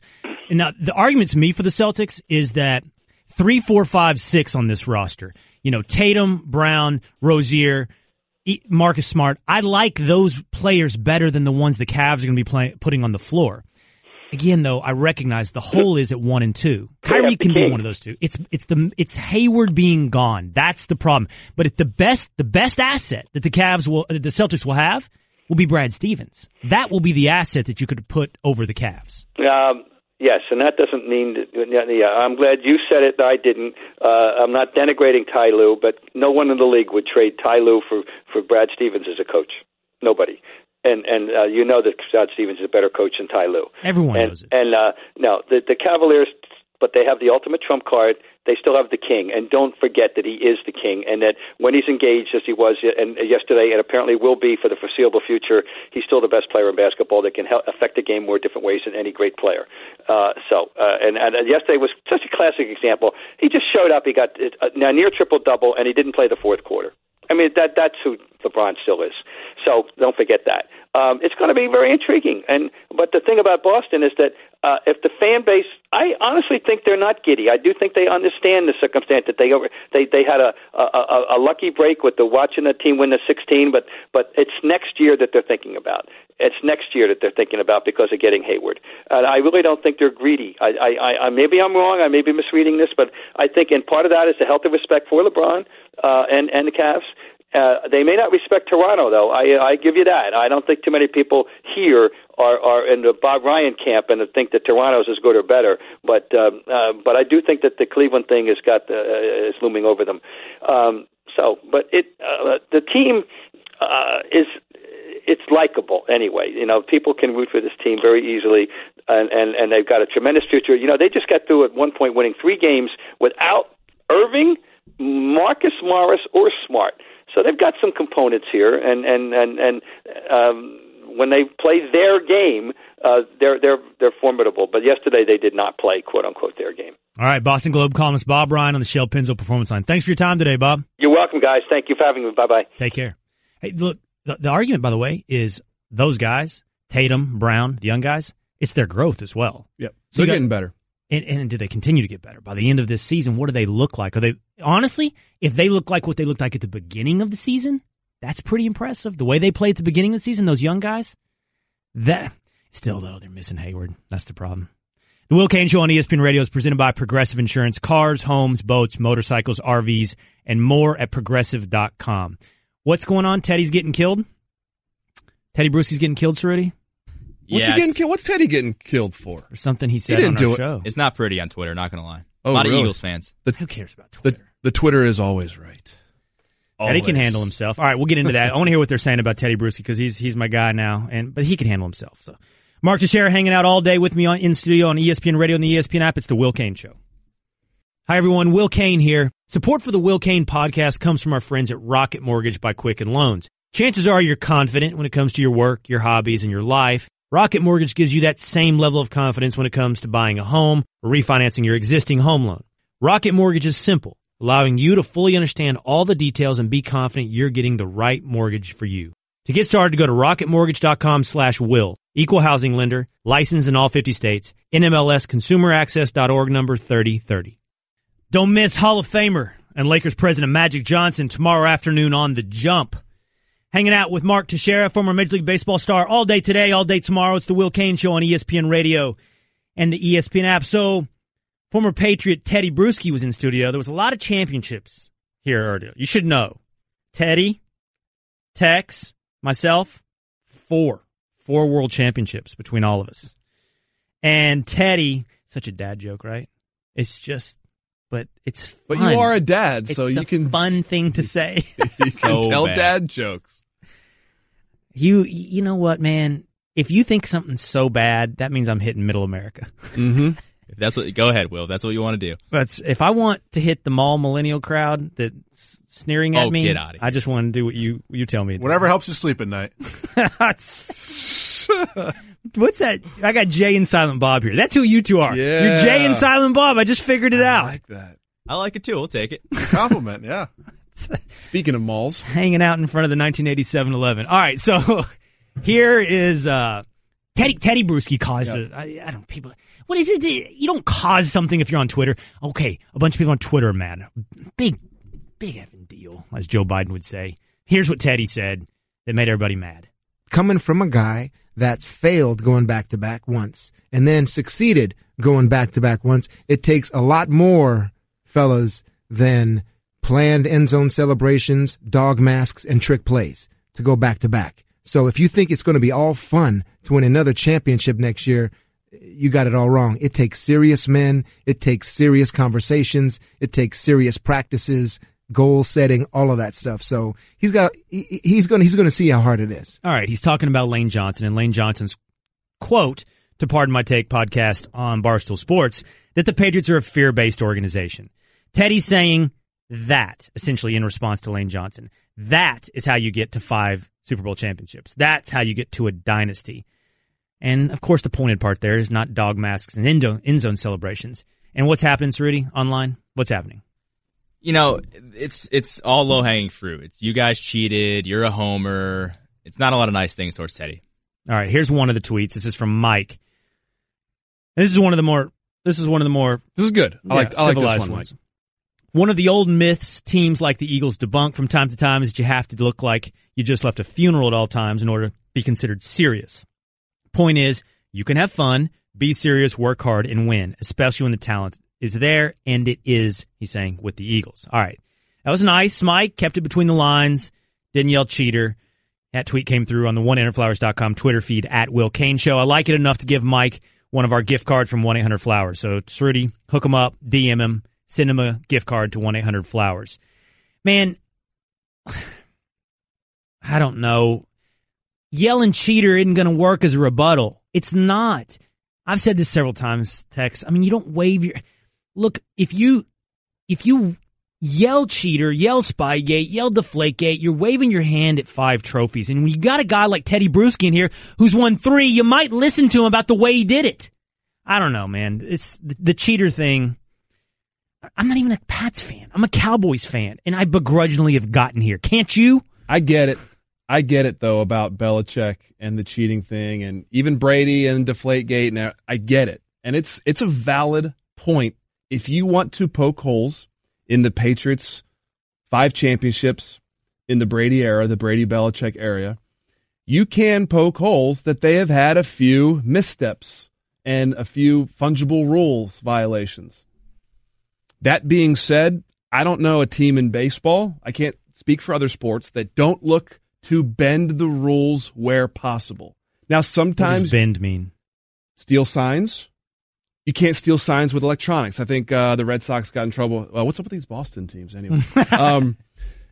Stealing signs, picking up pitches, maybe not having the best food in the clubhouse, in the visiting clubhouse, certain things that are, you know what, it's not breaking the rules, but it's definitely bending them, and I think everyone looks for an edge. Have the Patriots taken a little bit too much of an edge and taken some liberties they probably shouldn't have? Yeah, but you know what? Everyone tries to do it. The Patriots have just done it better than everyone else. You're not going to tell me the truth on this. Okay. And I'll tell you the truth. Come on. Truth is I can't tell you the truth. No, give it to me. Give it to me. You ever cheat at golf? Yeah, I have. This is, you know what? I don't do it anymore because I'm so much better. But when I was terrible at golf, when I was like a 15 handicap, and I'd play with guys that were better than me, and I'd hit one kind of like right and in the woods, and guys are in the middle of the fairway, and they're like, hey, I found it right here. No, I never won. I never took money from somebody from cheating. Never once. I am okay. I got you. But he's getting defensive with me right here. Yeah. But did I used to absolutely kick my ball out of the woods to keep the round going? 100%. Now, if you and I were at the bar right now having a few beers and we decided to throw some darts, first of all, you'd beat me, so we don't have to go through that. But we're throwing darts, all right? And we're playing cricket. Yeah. And, you know, we've knocked a couple back, and you know that my focus is off, right? Okay. You walk up to the board to retrieve your darts. You know, your body's in front. Yeah. I can't see what you're doing. You calling those numbers out exactly right? I would never do that. Okay. No. First of all, I never want to take money from people, right, that deserve, like, hey, I lost 20, here's your 20. But if I need to keep the game going, I'm going to kick the ball out and keep the game going. Well, here's the difference that I think. See, by the way, there's that saying, you never do business with a guy who cheats at golf, right? I guess that the line for most guys is this. It's interesting, sports where you're supposed to regulate yourself, those are the ones with the highest moral code. The ones where there's a ref or an overseer or a system. You try to beat the ref. Yeah, man. Yeah, absolutely. You got to beat the man. Right. Got to beat the ref. Got to beat the system. So in football, in baseball, in basketball, you're always pushing the limits. And, you know, is this obviously a moral gray area? Because you are cheating your opponent. But I was watching curling the other night on the Olympics, and they were saying they call their own shots. They have to, amongst themselves, say, is this in, is this out? They measure who's closer, but I don't even know the dang curling rules. But there's no ref. They're in charge of the two teams competing against each other, of the calls on the field. And it's interesting, if the competitors are in charge of the calls, that's the one where you're really judged harshly for bending the rules. If there's an outside source, it's kind of, cheating is winning. We're going off on like a way, like, let's get back to kind of, I think, the Malcolm Jenkins statement, right? Oh, yeah, Malcolm Jenkins. Well, let's do this. We got to take a break because what you're pointing out is that Malcolm, you like the text did that, like you're getting high fives in the thing. You I moved just want it to go to forward. break. Not bad. What's that? We started going off on a tangent, yeah. No, Malcolm Jenkins Yes. talked about some of the things the Pats do. Yes. So, okay, we'll take this and apply our moral code to this. Is this too much? Because the Eagles were really worried about the Refocus, Pats. no doubt. Straight ahead. It's the Will Cain Refocus. Show. I'm Mark Teixeira hanging out. Will Cain Show on ESPN Radio and the ESPN app. Mike Golick here. You know, ADT, the #1 security company, can now help keep you safe at home and when you're on the go. Get started with the ADT Starter Kit professionally installed for only $49. Plus, you'll get ADT Go, the new family mobile safety app and service with 24/7 emergency response for free with any ADT security system. Go to ADT.com/podcast to learn more today. Requires 36-month monitoring contract, QSP and Easy Pay. Activation and early termination fees may apply. Certain markets excluded. Licenses available at ADT.com. Additional charge for ADT Go premium services after March 31st, 2018. See, there's some intrepid souls out there. There's some people that aren't afraid. Not afraid to be alone on Twitter as everybody else is yelling cheater at Tedy Bruschi. Here's Aaron Buzza. I think that's right. Buzza? Aaron Buzza. I'm no Pats fan, but agree 100% with Teddy. He's not saying the Eagles aren't good. He's just saying how difficult it is to win back-to-back and to be as good as the Pats for as long as they have. Perhaps Philly can. I hope not as a Vikings fan, but perhaps. Exactly right. It's good stuff, Aaron. Took him up with the oneairflowers.com gift card as well, Cerruti. If you're looking for the perfect Valentine's gift from 1-800-Flowers.com, they're here for you with 18 enchanted roses for only $29.99. You don't have much time, so hurry and go to 1-800-Flowers.com/ESPN. And congratulations, Aaron. We're going to DM you a gift card, so you're going to be able to hit up 1-800-Flowers. Love it. All right, we're talking about cheating. Okay, you said I got off the rails with my curling and darts metaphors, but we don't have to because we're talking about the Pats when it comes to cheating, I guess, because Malcolm Jenkins said before the Super Bowl, the Eagles actually did this. Listen. I heard something about your walkthrough, that it was sort of a fake walkthrough so that no one could figure out what your plays were. What was that? I mean, I think there are still a lot of coaches out there that don't trust the Patriots. So sometimes they'll overthink it and do some fake plays in case anybody's watching. There you go. So the Eagles, concerned about spying eyes from the Patriots, went through a fake walkthrough, ran fake plays, so that if anybody's watching, they'll be ill prepared. They ran a counter intel. That's what they did, Teixeira. They ran counter intel on the Patriots. Double agent. I love it. I think it's first of all, it's funny that you have to do that, but it still proves that I think players, fans think that the Patriots are constantly cheating. I think it's funny. I actually kind of do think it's funny, and hey, it's with merit because they've been caught cheating. So it's real. Well, did you have a team like that in baseball ever? Where you guys played a team, you're like, that team right there in particular, watch out for? So it was always the Blue Jays, and it's still the Blue Jays. They say that the Blue Jays have something at the Rogers Center, that dome. There's lights, there's something. I never believed in it because they hit plenty of home runs on the road as well. I think baseball's a little different. Wait, what do they say it does? They say that you could take there was a camera in center field that would pick up the signs, the catcher signs, 1, 2, 3, and figure out the signs. And then they would have lights or something flashing in the outfield so the players could look at, center field or left center field and say, okay, 1 flash is fastball, 2 flashes is curveball, really? Whatever. Yeah. Did you ever notice it? No, I never noticed. I didn't think in baseball. I never wanted to know the signs in baseball because it made me think too much. Like, you tell me a fastball's coming, okay, well, like, I'm always trying to hit a fastball. You tell me a curveball's coming, well, if it's a curveball in the dirt, like, I'm going to swing, I know a curveball's coming. I never wanted to know that. So I didn't think it's as big of a deal in baseball to even know what was coming. In football, if you know that these plays are going to be run in these situations, or you have certain signs and you can say, I know this is a run play, I think it probably could work more. In what was the thing that the Cardinals and Astros had? Remember this? This was a huge deal. Investigation where the Cardinals, was it the Cardinals organization was stealing intel from the that was Astros? Something totally, that was like a hack, computer hack. That's totally different. So that's over the line. That's like hacking computers, databases on scouting reports, and that's serious stuff. That I'm no expert. That's definitely cheating. I think people went to jail for that one. I think so. I do think drawing the line. Look, you and I are going to talk about this tomorrow. And by the way, Mark's going to be hanging out with me all day tomorrow. Mark Teixeira in studio. We're going to talk about steroids. We're going to talk about the PED era in baseball. We're going to talk about greenies. And look, let's not get into this debate now, but I'm only going to tell you this to set this up. I drew a really hard line on guys like Barry Bonds that took performance-enhancing drugs, okay? Because the cheating was compromising, your not just your competitors, but also your teammates. Anybody that would have had your at-bats, your position, if they were ready and willing to take your spot. You cheated other people out of jobs, money. You cheated pitchers out of stats that might have helped their contracts, their careers. You cheated everybody. And so at the end of your career, if you don't get that one final honor, you have to have cheated yourself somewhere along the way, right? You've already cheated everybody else. You have to have cheated yourself. I don't know. It's when it comes to Deflategate, Spygate, even, you two talk about stealing signs, all the different things in baseball. It's almost hard for me to even put it into words, but it's just different than cheating at golf. It's just different in cheating in these ways. It's way over the line. Taking steroids was way over the line. That's what it is. How far over the line are you? Okay, so you ask fans, they can be all over the place because as a fan, do I care if my guy is taking steroids? No, maybe I don't care. As a player, ask the guys that didn't do it like myself, the way they feel about cheaters, steroids, and amphetamines. Then ask the guys that did it.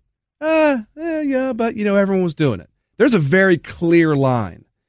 from the players. The guys that didn't do it want the other guys punished because of that exact reason. Loss of contracts, loss of championships, loss of a job. A lot of guys in the minor leagues spent 5-6 years in the minor leagues, and you know what? If they would have taken steroids, probably would have made it. Life-changing. They would have made it life-changing. And you know what? I'll probably have people on Twitter saying, oh, you know what? We all knew what was right and what was wrong. I kind of came in 2003 at the end of this, quote, steroid era, and there's still guys today that are getting popped, right? I came in at a time where people were doing it in the locker room in plain sight. I saw it. I was offered, said, nope, no thank you. I had a veteran tell me, hey, Tex, you can't play this game on milk and cookies. Well, guess what? I could. So there's a right and there's a wrong way to do things. And the Patriots maybe bent the rules. They're kind of things you can do to bend the rules, stealing signs. I believe, and most players, every player that didn't take steroids believes that is cheating and that is way over the line. Well, do you think that's revealing then that there's not, honestly, the level of outrage? You'll hear a guy like Malcolm Jenkins talking about going through fake walkthroughs. You will hear former competitors talking about the Patriots, but not with that indignation, not with that outrage that I only hear you hinting at. And I want to get more of this tomorrow, by the way. You should tune into the Will Cain show tomorrow. Mark's going to hang out with us. We're going to get into these stories.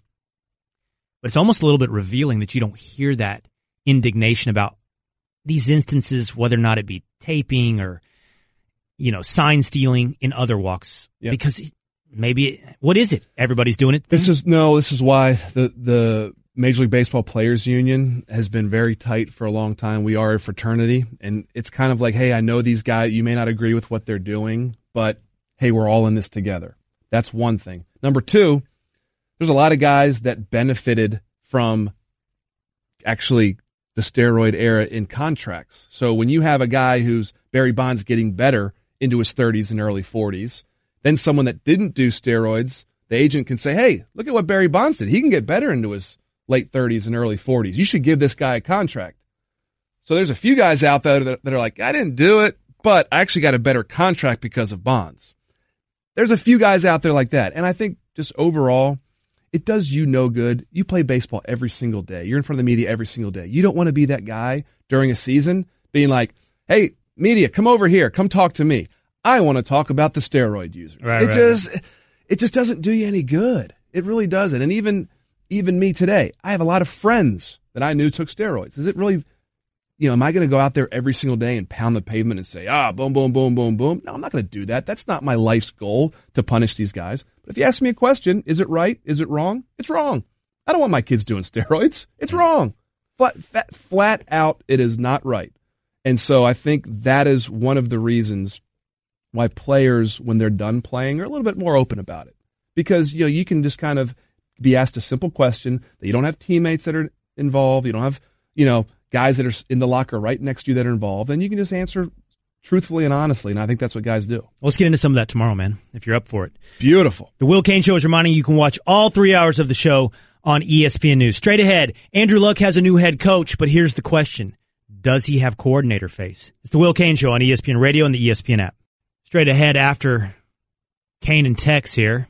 See, I am Tex. That's the other thing. This is going to be a problem in our relationship. Like people call you Tex? No, but I'm just saying I'm from Texas. So are like millions of other people. But the point is, I can't be next to somebody else who gets to be called Tex, because then it's like, well, then you're the Tex guy, and I'm not. That's my identity. I'm the Texas guy. It's a good thing it's only one more day after this.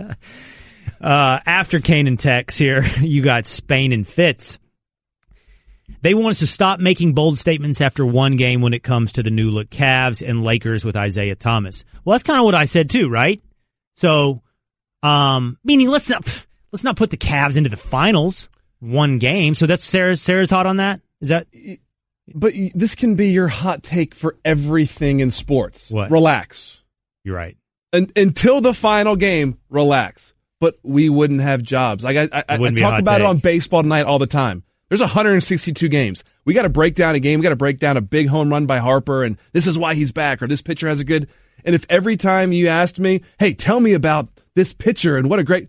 Relax. It's game 34. Relax. What if that was my whole thing? I was like the Aaron Rodgers. I just wore a shirt. And like all I did was relax.